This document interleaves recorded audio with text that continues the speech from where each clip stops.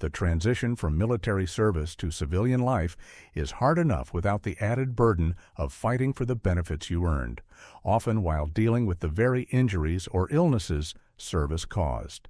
The VA claims process is supposed to be a lifeline, but for too many veterans, it becomes an impenetrable wall of bureaucracy, jargon, and frustrating denials. Why? Because the system is designed to reward precision, and even the smallest, most innocent mistake can lead to years of waiting, thousands of dollars lost in back pay, and the denial of essential health care.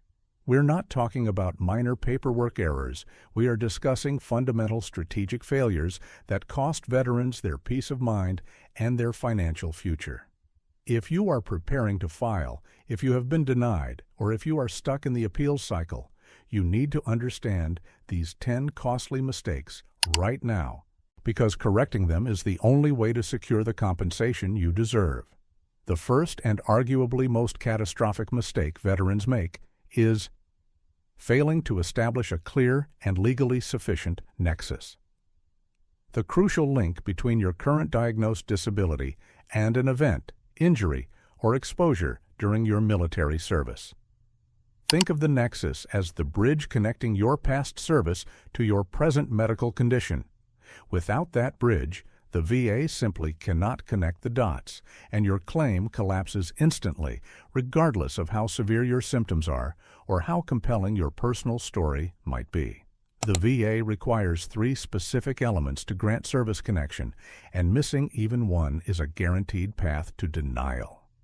First, you must have a current, documented medical diagnosis from a licensed professional.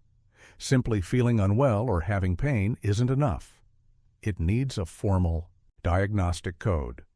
Second, you must identify a specific in-service event, injury, illness, or exposure that occurred while you were on active duty. This could be a training accident, a documented injury report, exposure to contaminants, or even the stress of combat operations. Third, and this is the element that trips up 99% of veterans, you need the medical evidence, often in the form of a detailed medical opinion, that explicitly links the current diagnosis to that specific in-service event. This linkage is not intuitive. It must be stated clearly, often using specific medical language that confirms the condition is, at least as likely as not, a 50-50 probability due to service. Many veterans assume that because their knee started hurting while they were deployed, the connection is obvious. The VA does not operate on assumption, they operate on evidence. If your medical records do not contain a physician statement that explicitly draws this line, stating that, for instance, the degenerative arthritis in your knee is medically traceable to the documented parachute jump injury you sustained in 2005. The claim is dead on arrival. The failure to secure this professional medical opinion, often called a nexus letter or independent medical opinion, IMO, is the single largest barrier to successful claims. Veterans often rely solely on their treating physicians, who, while excellent doctors, are frequently unfamiliar with the specific legal and evidentiary requirements of VA claims and will not use the required as likely as not language, rendering their statement useless for VA purposes. Securing a strong nexus letter requires finding a medical expert who specializes in VA claims, providing them with your entire service history and current medical records, and paying them to review the evidence and issue a professional opinion that speaks directly to the VA's legal standard. This is an investment, yes, but neglecting it is the difference between a 70% rating and zero compensation, a financial mistake that compounds monthly, potentially costing hundreds of thousands of dollars over a lifetime.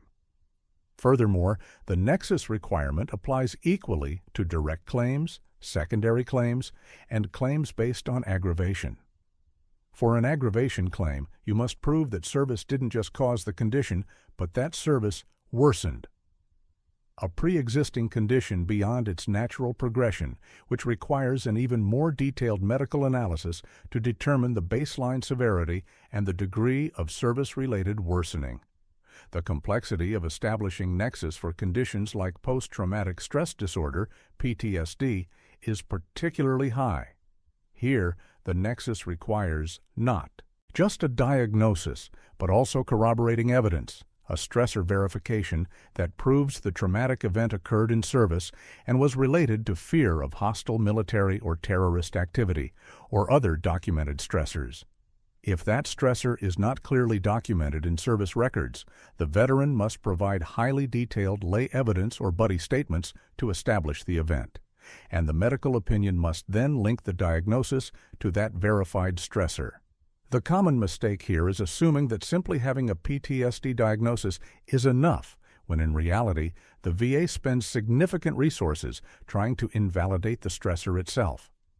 This relentless focus on the nexus is the foundation of the VA process, and if you take nothing else away from this, understand that a claim is only as strong as its weakest link, and that link is almost always the medical connection.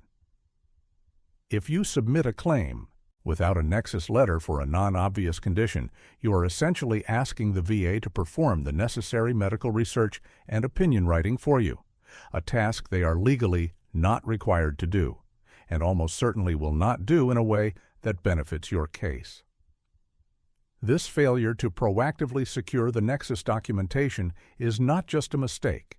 It's a critical strategic oversight that guarantees delay and likely denial, initiating the long, frustrating cycle of appeals that could have been avoided by securing that single, critical piece of evidence up front.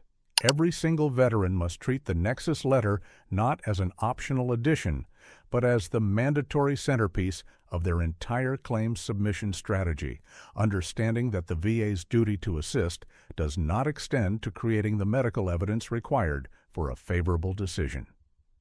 The second monumental error, one that costs veterans staggering amounts of back pay, is ignoring or misunderstanding the critical role of the intent to file, ITF. The intent to file is the simplest piece of paperwork in the entire VA process, yet its power is immense. It is the official placeholder that establishes the effective date of your claim. When the VA finally approves your disability claim, your compensation is calculated retroactively, back to the effective date, which is typically the date the VA received your ITF, provided you file the actual claim within 1 year of that date. Failing to file an ITF means your effective date is the day the VA receives your completed claim, not the day you started thinking about it or gathering evidence. Imagine this scenario. A veteran realizes they need to file in January, but spends 10 months gathering medical records, scheduling private exams, and drafting personal statements. They finally submit the completed claim in October. If they filed an ITF in January, they get 10 months of back pay. If they skip the ITF, they lose 10 months of compensation, a loss that could easily amount to $20,000 to $30,000, depending on the eventual rating. This mistake is purely administrative, yet its financial ramifications are massive and permanent. Once the effective date is set, you cannot go back and claim those lost months. The rule is simple. The very moment you decide you are going to file or increase a claim, you must immediately file the ITF, even if you have zero evidence prepared. This gives you a full 365 days to meticulously gather all the necessary documents, secure the nexus letter, schedule appointments, and prepare your C&P exam strategy, all while protecting your effective date. Veterans often fall into the trap of thinking they need to be ready to submit the full package before taking any action. This hesitation is financially devastating. The ITF is not a commitment. It is merely a reservation. It costs nothing, takes 5 minutes to file online or by phone, and acts as an immediate financial safety net. Furthermore, the ITF is particularly crucial for claims that require extensive development time, such as those involving complex medical conditions, toxic exposures like Agent Orange or burn pits, or claims requiring extensive historical research for stressor verification. By filing the ITF early, you provide yourself the necessary breathing room to handle delays in obtaining private medical records or the often slow process of securing military personnel files, service records. The VA's system is designed to reward prompt administrative action, even if the medical development takes time.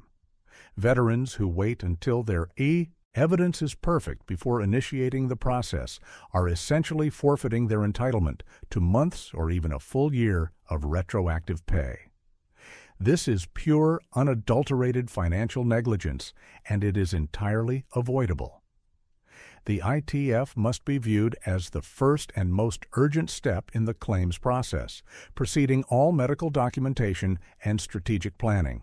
Do not let the pursuit of perfection cost you a year's worth of benefits.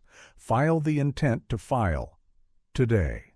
The third widespread mistake, rooted in the very culture of military service, is underreporting the severity of symptoms and minimizing pain during examinations and interviews. Veterans are trained to be tough, to suck it up, to never complain, and to always present a picture of resilience and capability. This mindset, which serves well in combat, is absolutely detrimental in the VA claims process. When you attend your compensation and pension C&P exam, the examiner's sole job is to assess the current severity of your disability based on the evidence and your presentation. If you walk in, shake hands firmly, sit up straight, and say, "It's not too bad, I just manage it," the examiner will document that you presented as generally healthy, minimizing the impact of the disability on your daily life. The VA rating schedule is based on the functional impairment caused by the disability. If you minimize your symptoms, you are directly minimizing your rating. This mistake is particularly common with invisible disabilities like mental health conditions, TBI, and chronic pain. For instance, a veteran claiming PTSD might be asked about social functioning. If they say, "Well, I still go to the grocery store sometimes," but fail to mention that they have paralyzing panic attacks every time they go out, or that they only leave the house once a week, the examiner will document the positive, they leave the house, and ignore the functional impairment, the panic, the isolation. You must approach the C&P exam as an objective assessment of your worst days, not your best. You are not there to prove you are a hero or a tough guy.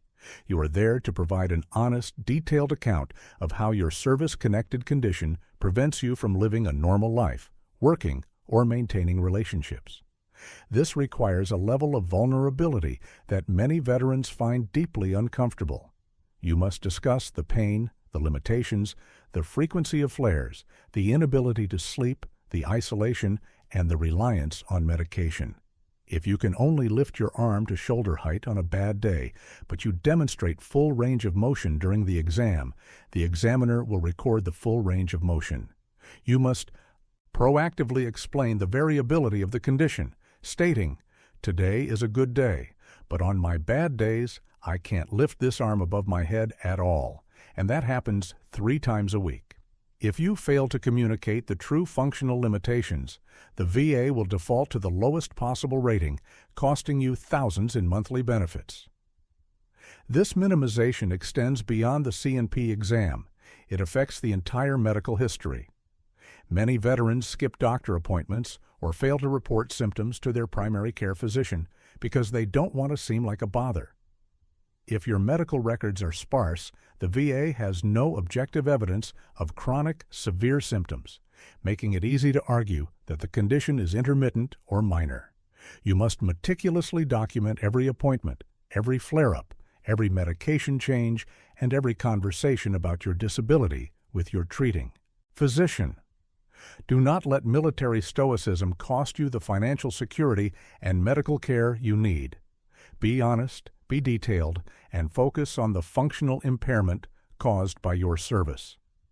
The fourth strategic blunder, often stemming from anxiety or lack of preparation, is skipping, rushing, or downplaying the importance of the compensation and pension (C&P) exams. The C&P exam is the VA's primary mechanism for gathering the current medical evidence needed to rate your claim. It is not a treatment session, It is an evidence-gathering and validation session. Many veterans treat the C&P exam casually, viewing it as a mere formality, which is a massive mistake.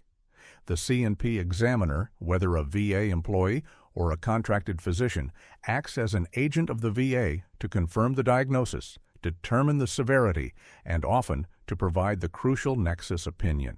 If you fail to attend a scheduled C&P exam, the VA will immediately deny your claim based on failure to cooperate with the examination process. This is a hard and fast rule with almost no exceptions.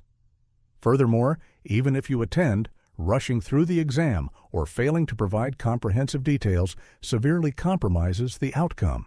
The examiner has a limited amount of time and a specific set of diagnostic codes, DCs, they must address. If you don't clearly articulate the full range of symptoms, the examiner cannot document them. Veterans often assume the examiner has reviewed their entire medical file thoroughly, but this is frequently not the case. The examiner may have only skimmed the summary or relied on the initial claim form. Therefore, you must be prepared to reiterate the key points of your claim, focusing on the diagnosis, the service connection event, and the current functional limitations. A critical part of this mistake is the failure to prepare a script or bulleted list of symptoms beforehand. Because of the stress of the exam environment, many veterans forget key details or fail to mention symptoms that occur outside of the clinical setting, like night terrors, explosive anger, or severe fatigue. You must bring notes and refer to them. If the examiner asks, "How is your back pain?" and you simply say, "It hurts," that is insufficient. You need to say, "The pain is constant, rated a 7 out of 10 on most days. It flares up to a 9 when I stand for more than 15 minutes. This prevents me from working a job that requires standing, and I require assistance getting out of bed 3 days a week." Specificity is power in the C&P exam. Another dangerous trap is discussing non-service-connected issues. The examiner is only interested in the conditions you are claiming. If you start discussing unrelated medical issues, it distracts from the core claim and can sometimes lead the examiner to question the origin of the claimed disability. Stick strictly to the conditions listed on the claim form. Finally, many veterans fail to document the C&P exam itself. Immediately after leaving the appointment, you should write down everything you were asked, everything you said, and every test the examiner performed. This documentation is vital if the VA uses the C&P report against you, allowing your representative to challenge the examiner's findings by demonstrating what was discussed, or more importantly, what was not discussed. Treating the C&P exam as the most critical appointment of your claims journey rather than a routine checkup is the only way to avoid this costly error. The fifth pervasive strategic mistake is relying solely on military service records, MSRs, and failing to provide corroborating lay evidence. While MSRs are the foundation of your service history, they are notoriously incomplete when it comes to documenting injuries, exposures, or psychological trauma. Many injuries sustained in the field, especially those related to chronic pain, minor accidents, or psychological stress, are simply not documented in official medical or personnel files. Why? Because service members often avoid sick call to avoid being seen as weak, or the injury occurred during a sensitive operation where detailed medical logging was impossible, or the injury was treated by a medic who did not have the administrative capacity to file formal paperwork. When a veteran files a claim and the VA reviews the MSRs, if they find no evidence of the claimed injury or event, they will issue a denial stating "no evidence in service treatment records," STRs of claimed condition. This is the default response, and it is devastatingly common. The crucial mistake here is not understanding that your testimony and the testimony of others, lay evidence, can and must fill these gaps. Lay evidence includes personal statements, VA Form 21-4138, buddy statements from fellow service members who witnessed the event, and spousal or family statements detailing the onset and progression of symptoms after discharge. If your back injury wasn't documented in 2008, you must write a detailed personal statement explaining exactly when and where the injury occurred, why it wasn't documented, e.g., I was told to push through it, or we were in a combat zone and sick call wasn't available, and how it has affected you since. You must then secure a buddy statement from someone who was there, a fellow soldier who can attest, yes, I saw him fall off the truck in Kandahar and he was limping for weeks afterward. This type of corroboration is often the only thing that overcomes the lack of official documentation. For mental health claims, spousal statements are indispensable. A spouse can attest to the veteran's descent into isolation, the frequency of night terrors, the inability to hold a job, or the increased anger, providing objective evidence of the functional impairment that the veteran might minimize or fail to articulate. The key is detail and specificity. A statement that says he changed after Iraq is useless. A statement that says, starting in December 2010, he began sleeping on the couch, refusing to attend family functions, and experienced weekly panic attacks that required me to call him home from work, is powerful and admissible evidence. The failure to actively seek out, organize, and submit comprehensive lay evidence means you are handing the VA an easy reason to deny your claim based on lack of in-service documentation. Do not let the VA dictate the narrative based on incomplete military paperwork. Use your voice and the voices of those who know you best to complete the story. The sixth significant oversight, which drastically limits the overall compensation veterans receive, is by failing to file for secondary conditions, the domino effect. Many veterans focus solely on the primary condition that resulted directly from service, the bad knee, the shrapnel wound, the PTSD. However, chronic service-connected disabilities rarely exist in isolation. They often lead to new secondary conditions that are also rateable and compensable. Failing to claim these secondary disabilities means leaving significant money and healthcare benefits on the table.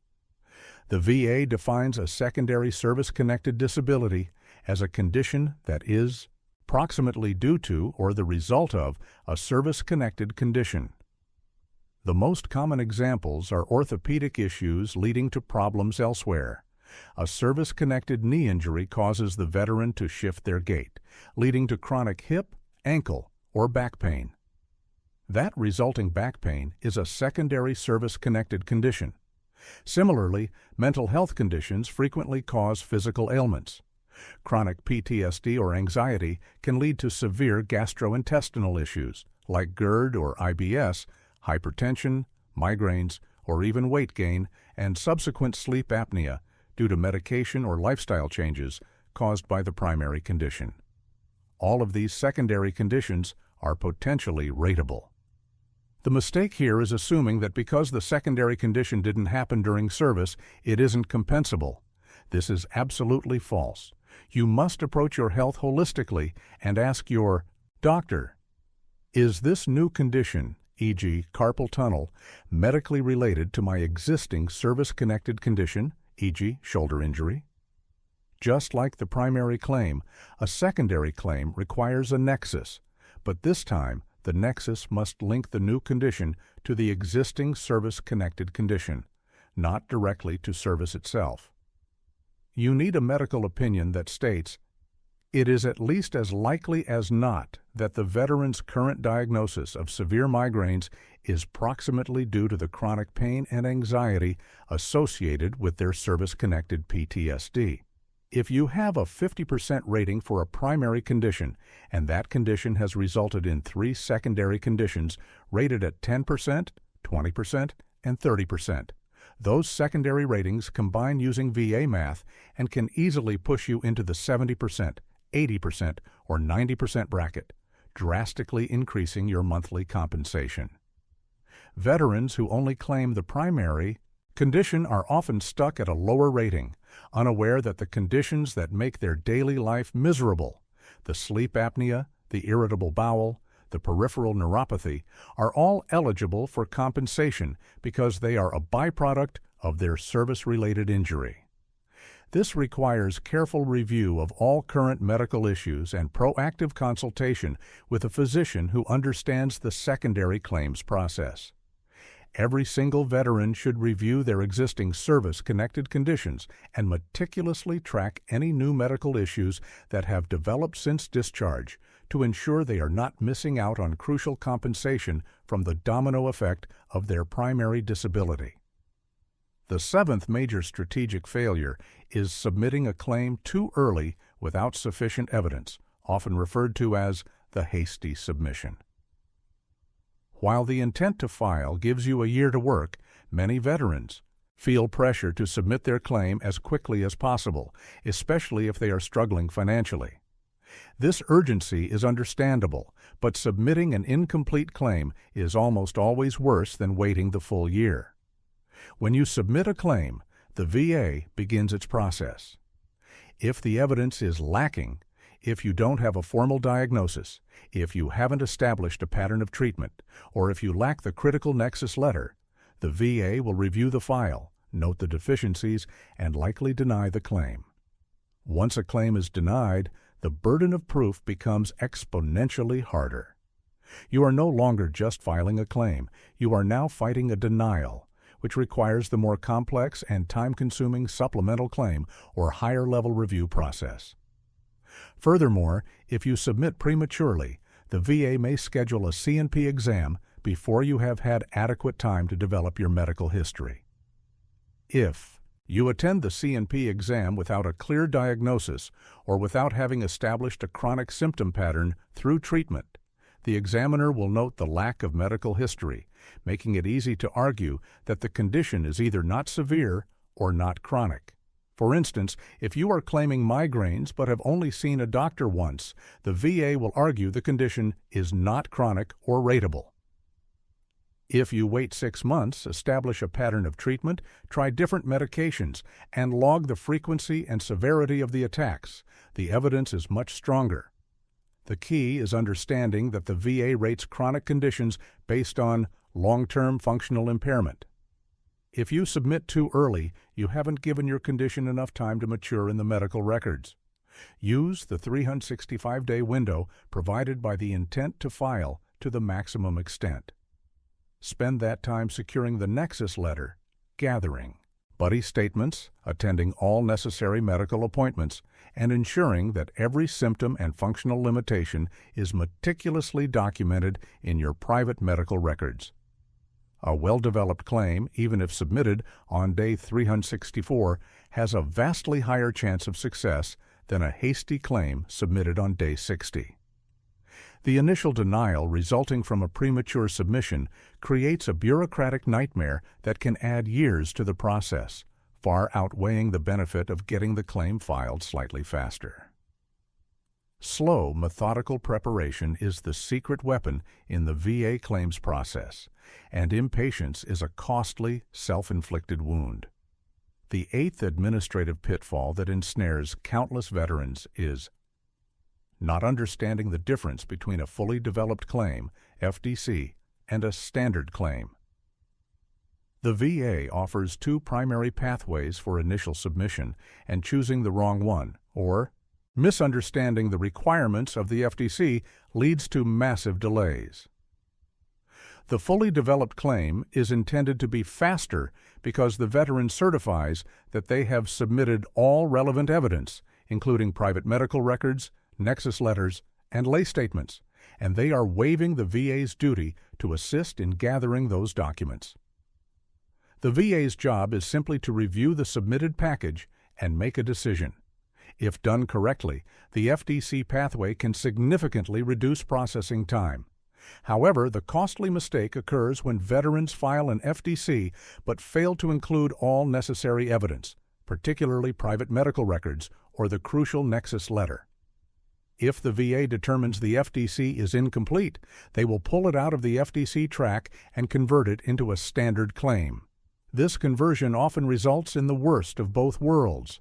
The veteran loses the potential speed advantage of the FDC, and the VA still feels less obligation to hunt down missing records because the veteran initially certified the file was complete. Conversely, the standard claim pathway places a greater burden on the VA to assist in gathering federal records, like MSRs and private records, provided the veteran gives them the necessary authorizations and contact information. However, the standard claim is notoriously slower. Veterans often mistakenly believe they must file an FDC to get a fast decision, but if they lack the critical nexus letter or key private medical records, they are setting themselves up for a quick denial or a slow conversion. The key strategic decision must be based on the maturity of your evidence. If you have every piece of evidence, diagnosis, nexus, treatment history, in hand, the FDC is the correct choice. If you are missing crucial private records or need the VA to help track down obscure military records, the standard claim, despite its slowness, may be the safer bet, as it properly invokes the VA's duty to assist. The administrative failure to accurately assess the completeness of the evidence package before selecting the submission type results in unnecessary delays, administrative confusion, and often an unwarranted denial that forces the veteran into the lengthy appeals process. The ninth and perhaps most complex mistake is mismanaging the appeals process, particularly by choosing the wrong appeal lane or missing critical deadlines. If your claim is denied, the fight is far from over, but the appeals process introduced by the Appeals Modernization Act, AMA, is highly complex, offering three distinct lanes: the supplemental claim, the higher level review, HLR, and the Board of Veterans' Appeals, BVA. Choosing the wrong lane is a costly mistake that can add years to your timeline.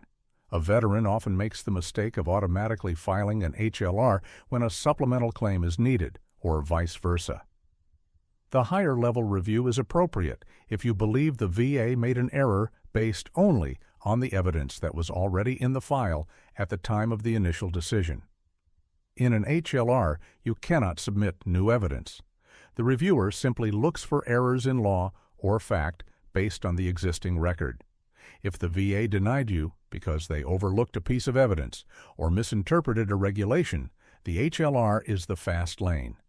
However, if the VA denied you because you lacked a nexus letter, filing an HLR is pointless because the nexus letter still isn't in the file. The reviewer will simply confirm the initial decision was correct based on the lack of evidence. In that scenario, you must file a supplemental claim. The supplemental claim is the only lane that allows you to submit new and relevant evidence, like that missing nexus letter or new medical records, to overcome the reason for the initial denial. Failing to understand this distinction, filing an HLR when new evidence is needed wastes valuable time and consumes one of your appeal options. Furthermore, the BVA lane, which allows for a direct hearing with a veterans law judge, is the longest lane, often taking several years. Choosing the BVA too early before attempting the faster HLR or supplemental claim unnecessarily extends the process. The failure to manage these three lanes strategically, often due to confusion or lack of specialized guidance, results in veterans cycling through the wrong appeal options, repeatedly receiving denials, and missing the critical one-year deadline to appeal the initial decision. Missing that deadline means the original effective date of your claim is lost forever, requiring you to start the process entirely anew with a new effective date, potentially forfeiting years of back pay. Mastering the AMA lanes, understanding when to submit new evidence, supplemental, versus when to argue legal error, HLR, is essential to navigating the post-denial landscape efficiently.